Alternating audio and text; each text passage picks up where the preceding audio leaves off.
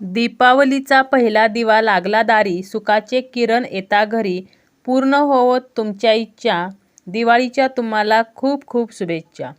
श्री स्वामी समर्थ. तुम्हा सर्वांचं आपल्या यूट्यूब चॅनलवरती मी अगदी मनापासून स्वागत करते. तुमच्या मनातील सर्व चांगल्या इच्छा स्वामी महाराज पूर्ण करोत हीच स्वामींच्या चरणी प्रार्थना करते आणि आजच्या व्हिडिओला सुरुवात करते. आजच्या व्हिडिओमध्ये मी तुम्हाला लक्ष्मी पूजना दिवशी करण्याचा एक उपाय सांगणार आहे. आपल्या घरामध्ये पैसा येत नसेल, पैसा येण्याचे मार्ग आपल्याला मिळत नसतील, पैसा आला तरीसुद्धा वायफळ खर्च होत आहे, पैसा घरामध्ये टिकत नाही, माता लक्ष्मी ही घरामध्ये स्थिर होत नाही, तर असे जे प्रॉब्लेम आहेत, अशा ज्या समस्या आहेत, तर यासाठी तुम्ही हा उपाय नक्कीच करू शकता. आपल्या पर्समध्ये, पॉकेटमध्ये तुम्हाला ही एक वस्तू ठेवायची आहे. आपल्या तिजोरीमध्ये सुद्धा तुम्ही ही वस्तू ठेवू शकता.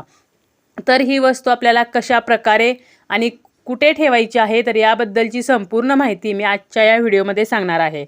दिवाळीमध्ये येणाऱ्या लक्ष्मी पूजनाला खूप जास्त महत्त्व आहे.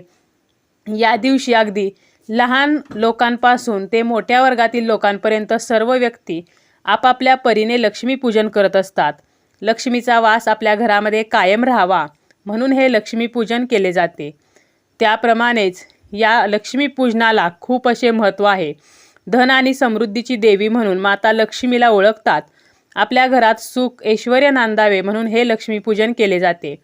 या दिवशी दारामध्ये रांगोळी काढली जाते. अप्राप्त लक्ष्मी प्राप्त व्हावी आणि आपल्याला प्राप्त झालेली लक्ष्मी चिरकाल टिकावी म्हणून हे लक्ष्मीपूजन केले जाते. या दिवशी माता लक्ष्मीची यथासांग पूजा केली जाते. झेंडूच्या माळा लावून लाह्या बत्ताशांचा नैवेद्य दाखवला जातो आणि हे लक्ष्मीपूजन आश्विन महिन्यातील अमावस्येला येत असते. या दिवशी आपल्याला लक्ष्मी प्राप्तीसाठी एक उपाय हा करायचा आहे. तर हा उपाय कोणता आहे हे मी सांगणार आहे आणि यानंतर आपल्याला लक्ष्मी पूजनाच्या दिवशी काही नियम आहेत जे आपल्याला पाळायचे आहेत. या अगोदरच्या व्हिडिओमध्ये मी हे नियम सांगितलेले आहेत, तरीसुद्धा मी व्हिडिओच्या शेवटी हे नियम आणि या दिवशी आपण काही चुका करू नयेत तर हे सुद्धा सांगणार आहे.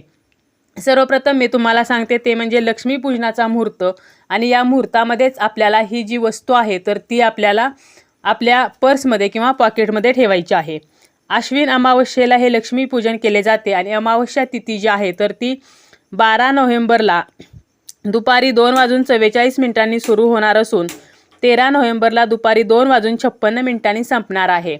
आपण नेहमी उदय तिथीनुसार कोणतीही तिथी साजरी करत असतो, परंतु लक्ष्मीपूजन जे आहे तर हे आपण संध्याकाळी करत असतो, म्हणजे प्रदोषकाळी करत असतो आणि त्यामुळेच आपल्याला हे लक्ष्मीपूजन 12 नोव्हेंबरला करायचे आहे.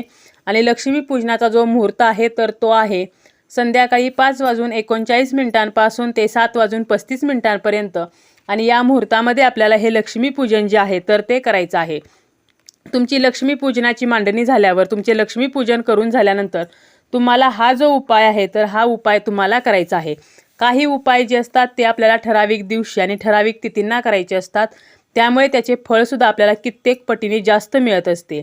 आपल्या घरामध्ये पैसा येत नसेल किंवा भरपूर पैसे येतात, परंतु ते पैसे घरात येण्या अगोदरच तो पैसा खर्च होण्याच्या वाटासुद्धा निर्माण झालेल्या असतात. आलेला पैसा घरामध्ये टिकत नाही किंवा आपल्याकडून वायफळ खर्च होतो. म्हणजे अगदी आपल्याला दिवसभर असं वाटतं की माझा आज काहीच खर्च झाला नाही आणि अचानक तुमच्याकडून संध्याकाळच्या वेळेला पैसे हे खर्च होतात. माता लक्ष्मी आपल्या घरामध्ये स्थिर राहत नाही आणि कितीही जरी पैसा आला तरी तो आपल्याला पुरत नाही. तर या सर्व समस्यांसाठी तुम्ही हा उपाय करू शकता. यासाठी लागणार आहे ते म्हणजे एक लाल रंगाचं कापड. हे कापड आपल्याला नवीनच घ्यायचं आहे आणि दोन्ही बाजूने लाल असावं, तर असं लाल कापड घ्यायचं आहे. यानंतर आपल्याला 2 वेलची घ्यायची आहेत, 2 लवंग घ्यायच्या आहेत. वेलची घेताना त्या व्यवस्थित असाव्यात, त्यांना कुठेही होल असलेल्या किंवा किडलेल्या अशा वेलच्या नसाव्यात. त्याप्रमाणेच आपल्याला लवंगा घेताना सुद्धा अखंड आणि पुढे जे लवंगांना फूल असते तर अशा फूल असलेल्या लवंगा घ्यायच्या आहेत.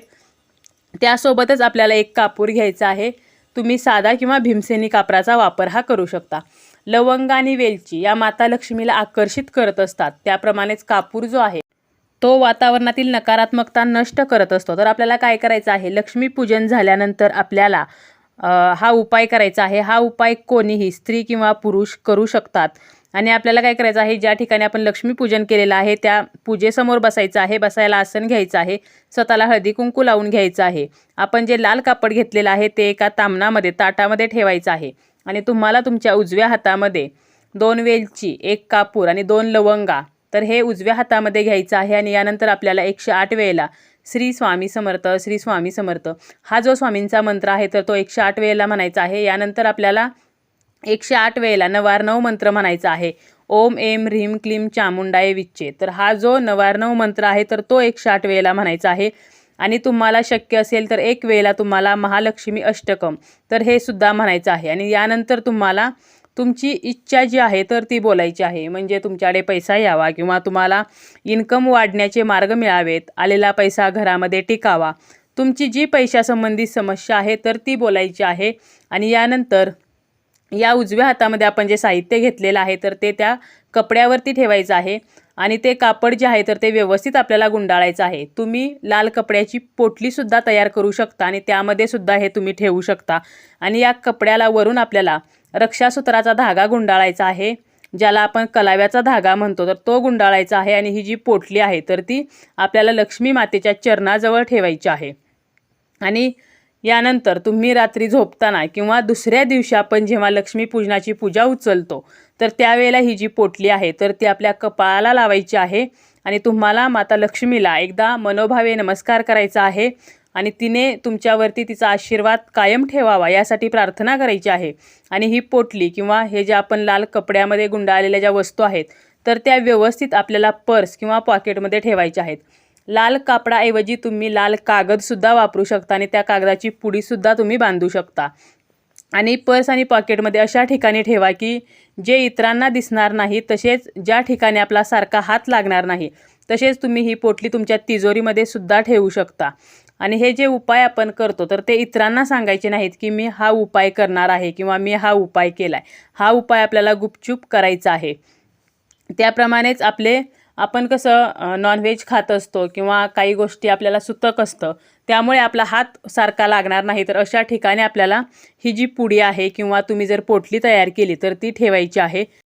यामुळे आपल्या घरामध्ये माता लक्ष्मी स्थिर होते. आपल्याला माहीत आहे की माता लक्ष्मी ही चंचल आहे, त्यामुळे ती एका घरात कधीच थांबत नाही, तर ती या घरातून त्या घरात सतत फिरत असते. आणि त्यामुळे आपल्याला आपली माता लक्ष्मी ही घरामध्ये स्थिर व्हावी, तसेच वायफळ खर्च कमी व्हावेत, तर यासाठी आपल्याला हा जो उपाय आहे तर तो करायचा आहे. प्रत्येक शुक्रवारी किंवा पौर्णिमेच्या दिवशी तुम्ही ही पोटली पुन्हा तुमच्या देवघरामध्ये माता लक्ष्मीच्या चरणाजवळ ठेवून पुन्हा आपल्याला तिला हळदी कुंकू, अक्षता, धूप, दीप जे आहे तर ते ओवाळायचं आहे, नैवेद्य दाखवायचा आहे. आणि पुन्हा तुम्ही शुक्रवारी सकाळी असं करून संध्याकाळी ही पोटली पुन्हा तुम्ही आहे त्या जागेवरती ठेवू शकता. यामुळे सुद्धा याचे जे प्रभाव आहेत तर हे प्रभाव नक्कीच चांगले असतात, यामध्ये वाढ होते. आणि तुमच्यावरती माता लक्ष्मीचा जो आशीर्वाद आहे तर तो कायम राहतो. माता लक्ष्मी ही तुमच्यावरती प्रसन्न होते. त्याप्रमाणेच आपल्याला या लक्ष्मीपूजनाच्या दिवशी काही नियम पाळायचे आहेत, जसं की आपल्याला आपल्या घराच्या दारे खिडक्या उघड्या ठेवायच्या आहेत, घराला कुलूप घालून बाहेर जायचं नाही, तसेच घरामध्ये वादविवाद, कलह, कटकट तर या ज्या गोष्टी आहेत तर या गोष्टी आपल्याला टाळायच्या आहेत. आणि लक्ष्मीपूजन आपण घाईने कसे तरी करायचे नाही. त्याप्रमाणेच देवीला सात्विक नैवेद्य दाखवायचा आहे.